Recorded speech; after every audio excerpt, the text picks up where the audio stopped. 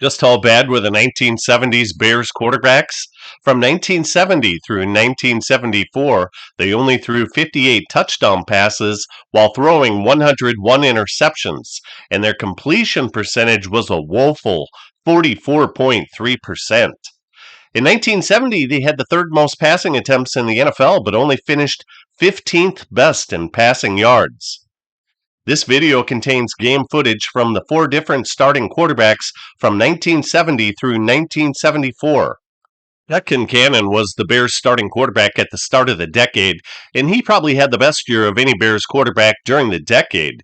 ProFootballReference.com lists him as being the seventh best fantasy football quarterback in 1970.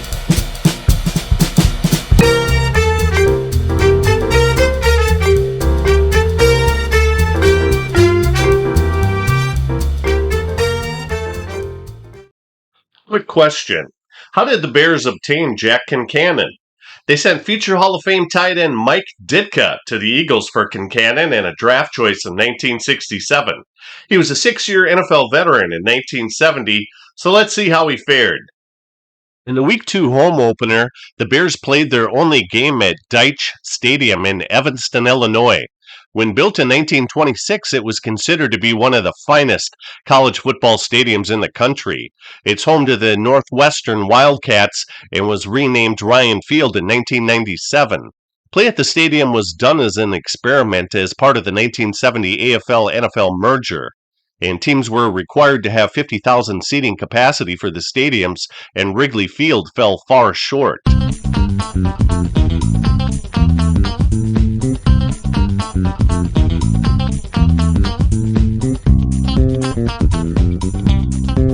Evanston residents petitioned city officials to block the Bears from moving there permanently, and the Big Ten Conference opposed the Bears using the stadium, so Soldier Field became the Bears' home in 1971. Concannon demonstrated stretches of very fine play. He had a great chemistry with wide receiver Dick Gordon, who had a great year and was an All-Pro in 1970.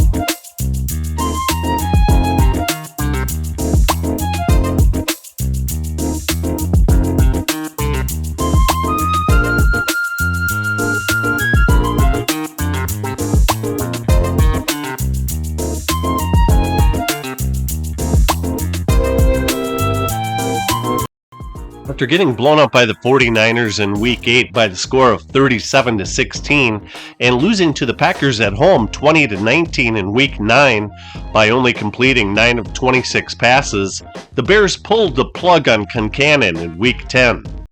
Bobby Douglas replaced Concannon. In his second year, he threw a touchdown on Chicago's first drive in Week 10 to the Bills' Butch Bird.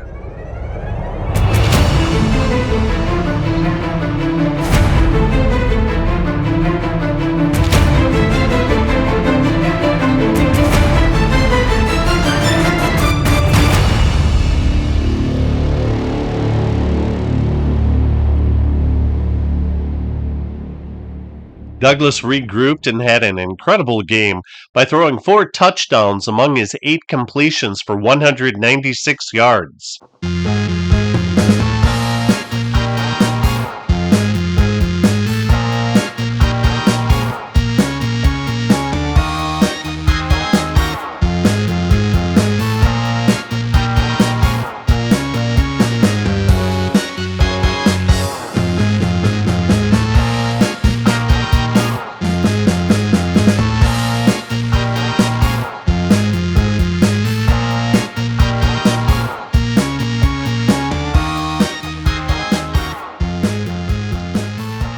Even though the Bears throttled the Bills 31-13, strangely, the Bears went back to Concannon as the starting quarterback for the remainder of the season. Clint Nix was the starting quarterback for Game 1 of the 1971 season. They picked him up in 1970 after the Vikings released him, but he never played for the Vikings. He completed 1 pass for an 8-yard touchdown, but was knocked out of the game in the first quarter.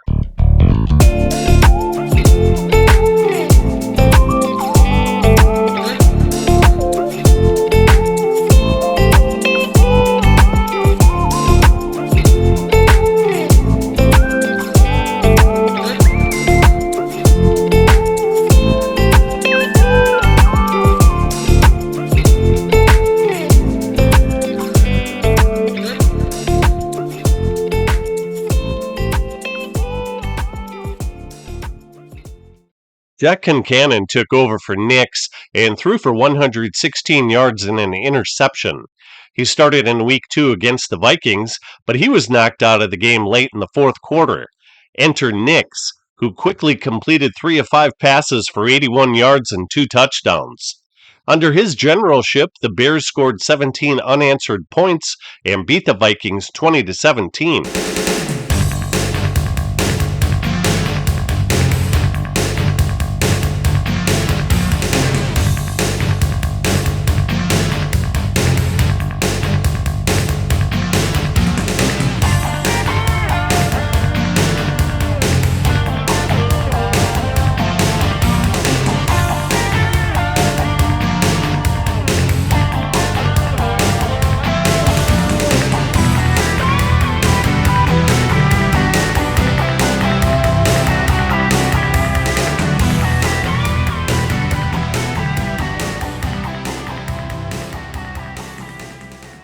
Despite Nix's heroic comeback win, the Bears started Concannon in Week 3, but he was awful.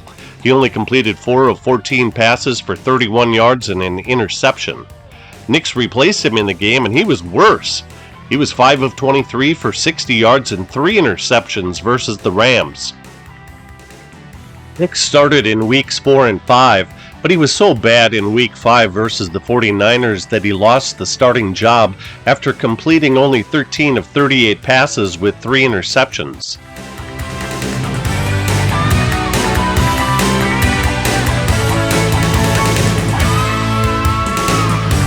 In Week 13, he regained the starting job against the Packers, but only went 7 of 18 passing.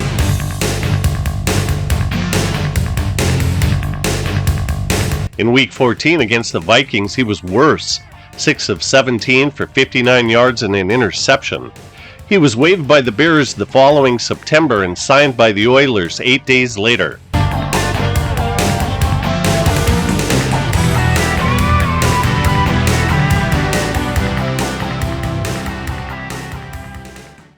As for Concannon, he was traded to Dallas in August of 1972, but he didn't play for the Cowboys in 1972 or 1973. Somehow, they pawned him off on the Green Bay Packers for a fifth-round draft pick in July of 1974. Bobby Douglas started 7 games in 1971, exactly half of the season's games. He had an extremely strong arm and was built like a fullback at 6 foot 3 inches, 225 pounds, but he ran like a halfback, which made him very difficult to tackle. His strong arm was very erratic, however, and he suffered from a very low completion percentage throughout his Bears tenure.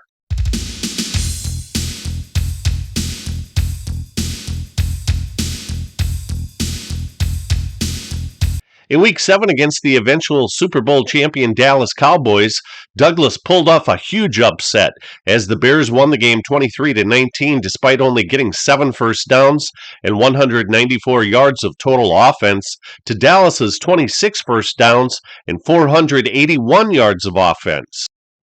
Douglas was only 7 of 19 passing for 140 yards and he was sacked 4 times, but he came up big when the chips were down.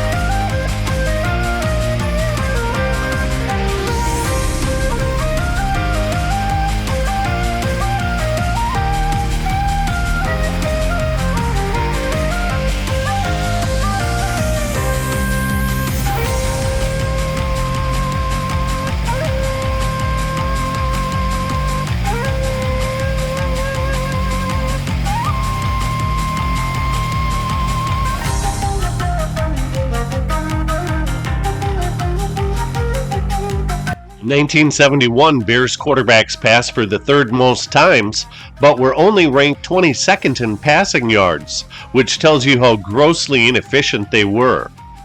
Bears front office had thinned the quarterback herd for 1972, and there was only going to be one starting quarterback for the entire year. Bobby Douglas deployed some tricks for Chicago's faithful in 1972, and he rewarded them with a record-breaking performance by breaking Greg Landry's one-year-old single-season quarterback rushing yardage record of 530 yards. In fact, he smashed it by rushing for 968 yards. He led all NFL ball carriers with a 6.9 yards per carry and added 8 rushing touchdowns.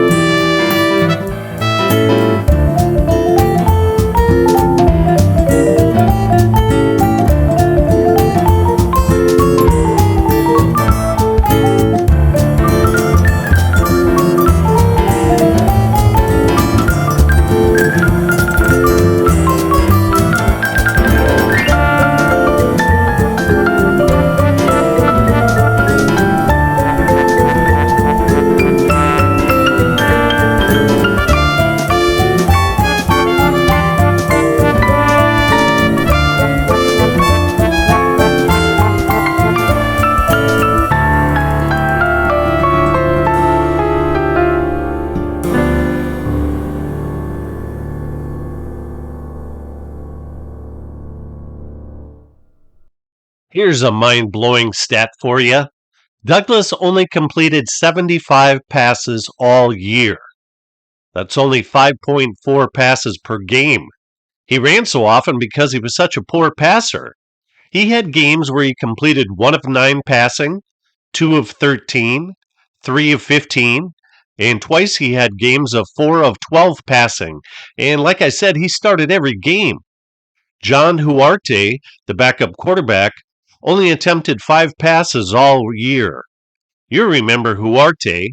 He was the 1964 Heisman Trophy winner from Notre Dame. Anyway, Douglas only had 5 games with more than 100 net yards passing. He had 6 games with less than 50 net yards passing. And he only had 1 game with more than 180 net yards passing.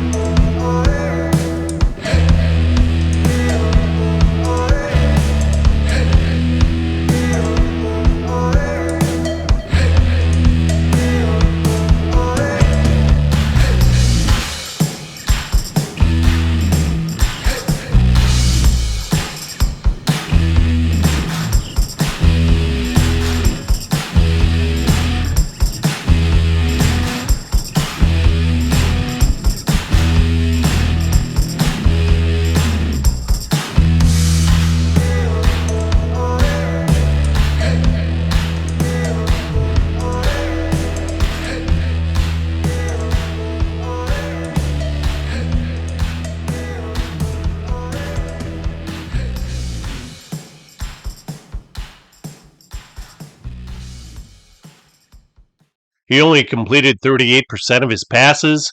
He threw the ball so hard that his receivers couldn't catch it. He was like a young Nolan Ryan who couldn't control his fastball. He only threw 9 touchdowns while he was intercepted 13 times. He only threw for 1,246 yards, and when adjusting for lost yardage via sacks, he accounted for a little over 100 more yards passing than running in 1972.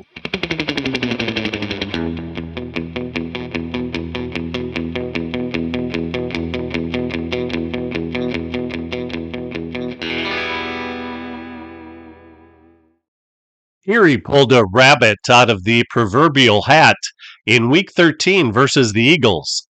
This was the last point scored in the Bears' 21-12 win. In 1973, the Bears coaching staff was looking everywhere for hope at the quarterback position. They had cleaned house and handed the keys to Douglas, but were concerned that his passing skills might not be sufficient to help the Bears compile a winning record. Their 1972 record was only 4 wins, 9 losses, and 1 tie.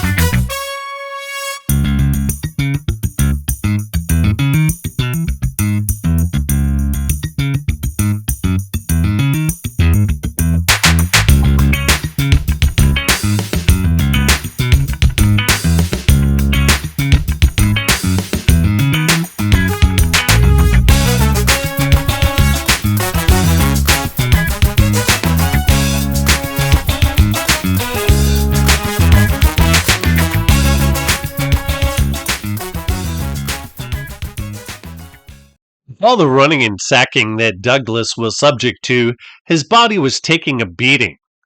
Enter Gary Huff, the Bears' second-round draft pick from Florida State University. He was thrown into the fire too soon and floundered. He threw 3 touchdowns and 8 interceptions while completing only 42.9% of his passes.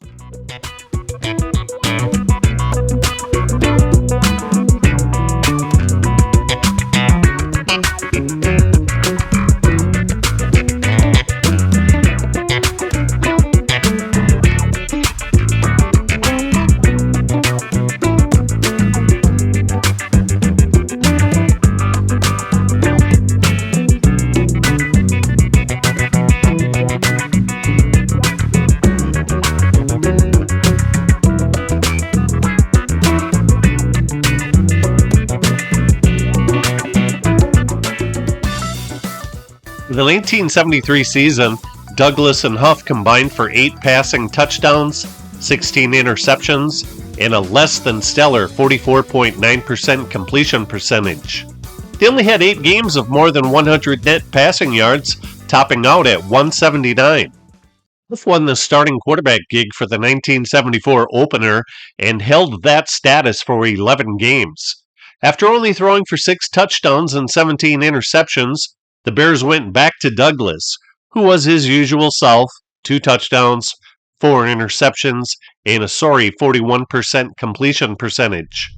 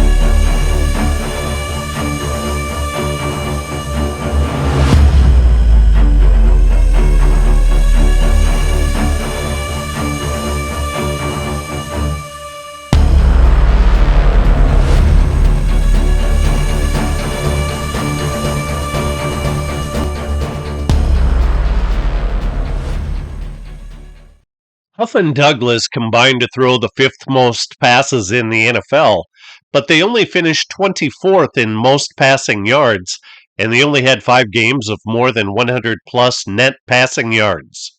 1974 was yet another terrible quarterbacking season, as they combined for only 8 touchdowns, but a hefty 22 interceptions.